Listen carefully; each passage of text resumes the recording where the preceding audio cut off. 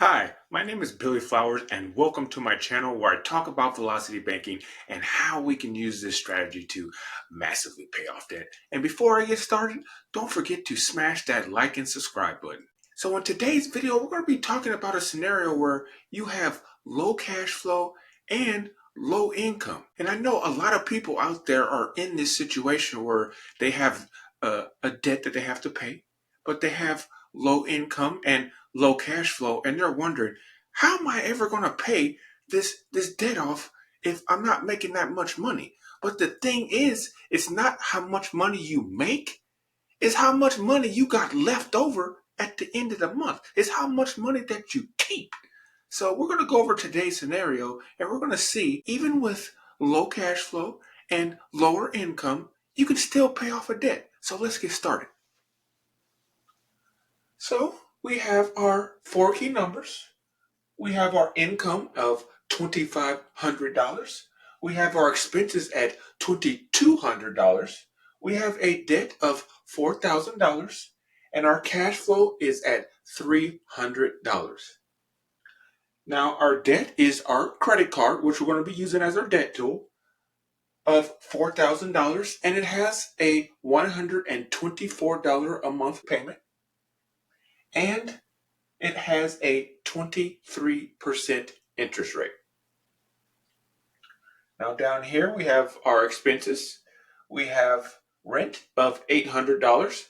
We have car insurance at $100. And we have the rest of the bills that we can pay with a credit card is at $1,176. Down here I've broken down the credit card interest if you only paid the minimum monthly payment for the first year. You will be paying $920 for that first year, $76.76 for each month, and $2.52 per day. Now, since this is a credit card, we're going to have to split what we're going to keep in cash in the bank account to pay our rent and our car insurance, and then what we're going to keep in cash to pay the rest of our bills, our credit card. So if we're just keeping what we're going to keep in cash, we're going to have to keep $1,124. And what does that consist of? That would be the rent for $800, the car insurance for $100, and the monthly payment for the credit card for $124. So that's where you get to $1,024. And the rest, the $1,476, would go on the credit card. But since we're going to be dumping so much cash into this card, the rest of our income into this card, what's going to happen to our monthly payment on our credit card? Are we still going to have to pay the $124 on top of the cash that we're putting into the card? What do you think? Of course not. This monthly payment is gone. It's no longer a monthly payment. And what happens is this monthly payment turns into cash flow. You heard that right. This monthly payment turns into cash flow. And what's going to happen is what we're going to have to keep in cash in the bank is going to go down $124. Let me fix that there. So now we only have to keep $900 in our bank account to pay our rent and our car insurance. And now what we get to put on the card is our monthly payment, which is $124. So now, instead of putting $1,476 on the card, we're going to be putting an even $1,600. And what's also going to happen to that most important number on this board? This number right here, this cash flow. We're going to get some more cash flow, right? So we're going to get some more cash flow. So let me write this over here. So our cash flow right now is $300. And then what are we going to do? Since we no longer have this monthly payment, that's going to turn into cash flow. So we're going to get it. we're going to get this cash flow, right? So now our cash flow is going up to $424. That's what we're gonna be. That's what we're gonna be playing with right now. $424. So we're gonna see how this is done. So in month one, we have our credit card sitting here with that $4,000 balance, and we're gonna put our income, our $1,600 of income, into the card, and that's gonna bring the balance down to $2,400. And then, of course, we're going to have our expenses that need to get paid. These expenses down here, the rest of our bills. So that's all the bills besides our rent and our car insurance. So we're talking about food. We're talking about gas, electric. Yes, I realize that you might not be able to pay gas or electric with your credit card, but and they might charge you a little fee if you do. I know here they charge around $1.50 or something to pay with a credit card, but that's fine. I'm not worried about that. But if you can't, if there's absolutely no way that you can pay, then only thing you're going to do is you're going to change your numbers, and you're just going to keep that in cash and then just put the rest of your income on the card. Nothing changes. These numbers are still going to be the same. You're still going to have the same cash flow. Nothing's going to change except for what you're keeping in your bank account and what you're actually putting on this credit card. So this expense number includes everything else that you spend for the month besides these two cash payments right here, this rent and this car insurance. So don't forget that. You're still going to be paying the rest of your bills. So when we take our expenses back out, it's going to raise the balance up to $3,576. And then we're going to have interest that's going to get charged. I took the interest off of the high balance of this credit card of $4,000, and we're going to get $76.67 of interest. It's going to raise that balance up to $3,652.67 at the end of month one. And then what are we going to do in month two? We're going to repeat the same process. Our income of 1,600 is going into the card, right? And then we have expenses that we're going to take out of the card to pay our expenses, right? So we put money in and we took the same money out. Notice that this number is lower than what we put in. And then that balance is going to be the difference in the cash flow, and it's going to be $3,228.67. And now we're going to get charged $70.01 in interest, raising that balance up to $3,298.68 at the end of month two. Then month three rolls around. We're going to have our income going in, our expenses coming out, $63.22 in interest. That balance, $2,937.90 at the end of month three. Month four, repeat the same process. Income in, expenses out, interest charge. $2,570.21 is the balance at the end of month four. Month five, we have our income of $1,600 going in, our expenses of $1,176 going out, $49.26 is the interest, $2,195.47 is the balance at the end of month five. Month six, income in, expenses out. See that interest charge, $42.08. $1,813.55 is the balance at the end of month six. Then in month seven, we have our expenses.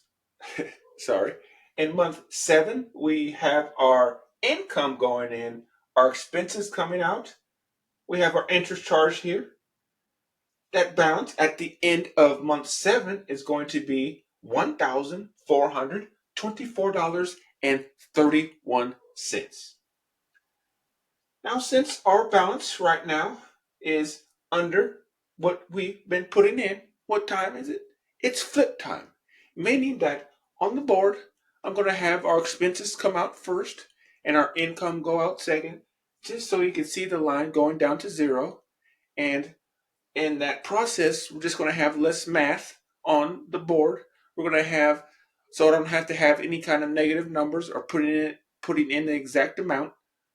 So we're going to be less prone to having errors, math errors, because the more numbers that you put on the board, there's there's more of a chance that you're going to make some mistakes. Believe me, because once you start putting numbers and you have to do all your calculations, sometimes it can get confusing. So the less math that you can do, the better. So I'm going to have the expenses come out first of $1,176. It's going to raise that balance up to $2,600.31.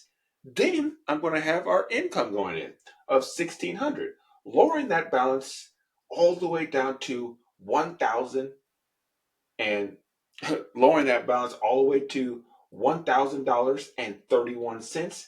Then we're going to get charged $27.30 in interest, raising that balance up slightly to $1,027.61 in month 8.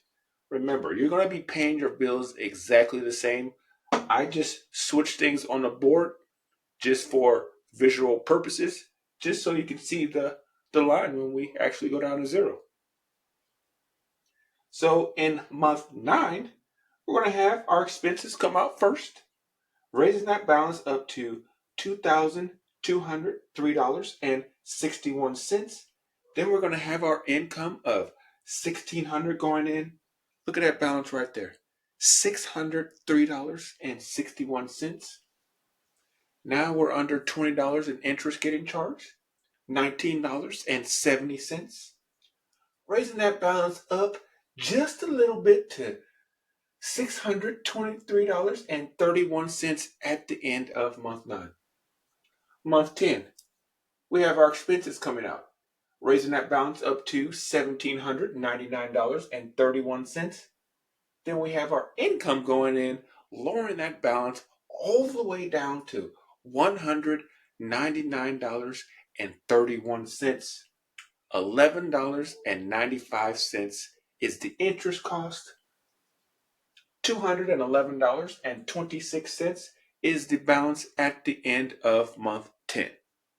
Month 11. See that?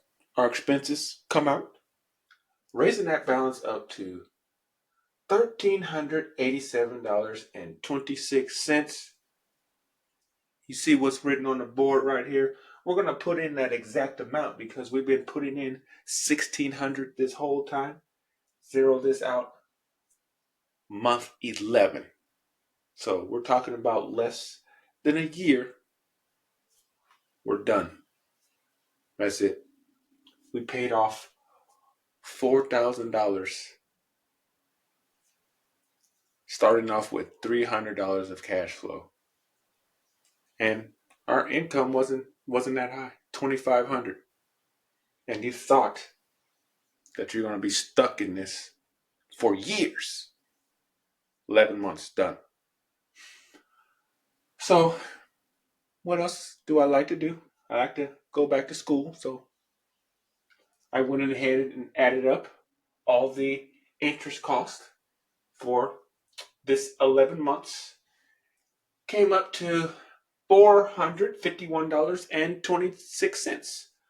So, how are we going to figure out this interest that we actually paid? Because remember, this is a 23% interest rate on this card. So, I'm going to go on Google, type in $451.26 is what percent of our debt?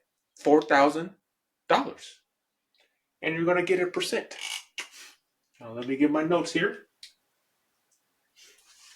The percent that you're going to get, what we going to get?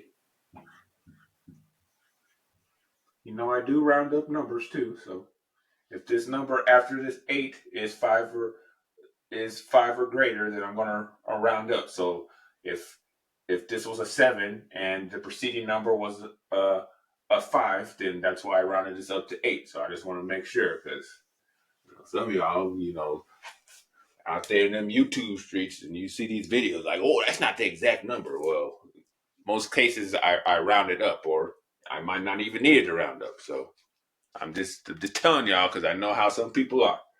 So we have this 11.28%. Not bad. So that's how much interest, well, that's the percent of interest that you paid this entire 11 months on this credit card. Not too bad. Not too bad. It beats paying that 23%, right? So, you always hear people say, man, them credit cards, them interest rates on them credit cards is high. Yeah, they are. If you're just paying the minimum monthly payment, but when we're doing velocity banking, of course we're not doing that. And you see the results. And on top of that, remember, I took the interest off of the beginning balance. I didn't factor in any other time, any other days where your balance is going to be lower than whatever the beginning balance is, because you're going to be getting paid. And your bills are not going to be coming all out at once. They're going to be coming out, this day, that day, or you might have a week where you don't have any bills coming out and you got paid and your cash is just sitting in that line with that low balance. That means that you're going to get charged less interest, which is going to make this number right here even lower. And on top of that, what about them credit card rewards? We can't forget about that. What I stress is that you use your credit card rewards every single month when you're paying off these credit cards to offset this right here, this interest cost. So just that 1%, I'm going low here. If we did this for 10 months, because I'm not going to count the last month, $11.76 is the rewards that you're going to get for the month, because you're charging $1,176. That's going to be $117.60. At 1.5%, that jumps to $17.64. Multiply that by 10 months. Now you're sitting at $176.40 for this entire 10 months. And just for fun, I went ahead and calculated the interest, our interest cost, if I subtracted, these two numbers from this total interest right here. And let's see these numbers that we're gonna get over here. So if we did the 1%, we're going to get 8.34% in interest getting charged. So that will be our total interest. At 1.5, we're going down to 6.87%. Wow, isn't that amazing? Now, I'm not footing any numbers. This is just math. I did the same exact thing. Only thing I did was subtract this number from that number and did the exact same thing. Whatever answer I got, I said, whatever answer this is what percent of $4,000. And you get this percent. I did the same thing for that. I didn't foot any numbers. This is just everything that I added up this whole time. And this is the percentage these are the percentages that you get if you use your credit card rewards. Look at that right there. 8% and 6%. Isn't that amazing? But this credit card said 23%. What if your credit cards actually said this right here? Wouldn't you feel a little bit better about using them? If you had a balance. That's if you had a balance. That means that you're borrowing $4,000 at these smaller percentage rates. Not too bad. And I just find this amazing. I love writing these numbers on the boards, just seeing how things work out and showing you that even though the credit cards say this and people are telling you, oh man, you paying all that interest on the credit cards? You're like, no, because I do velocity banking. I don't I don't pay that much interest on these cards, especially if you're using it to pay off debt on your card. But once you get this card paid off, we're not going to be worrying about none of this. These numbers right here are going to be zero, because what are you going to be doing? You're just going to be charging that 1176 every month, and then what's going to happen? You're going to pay it off and get charged no interest, and then these reward numbers right here are going to be in your pocket. Then you can start using these rewards for yourself instead of the debt. You're going to be using these for yourself, so you can use this to offset anything throughout the month. If you get charged 11.76 now, I mean, you get $11.76 off of your bill every month just by using the credit card. So this is, going out to lunch, one day for the month. Then right here, this is a couple times. But the thing is, you know, I'll take money any day of the week instead of paying money to these credit card companies and to these banks. I'd rather get money back, wouldn't you? So I just wanted to show that even with even if you have a lower income and low cash flow, and you see that you have a debt that you think that there's no way that you're going to get out of it, velocity banking right here, what I just showed you on this board, all this right here, there is a way. Just don't think that you're stuck, because you're never stuck. There's always a way. You just have to change your mindset, change the way you're thinking.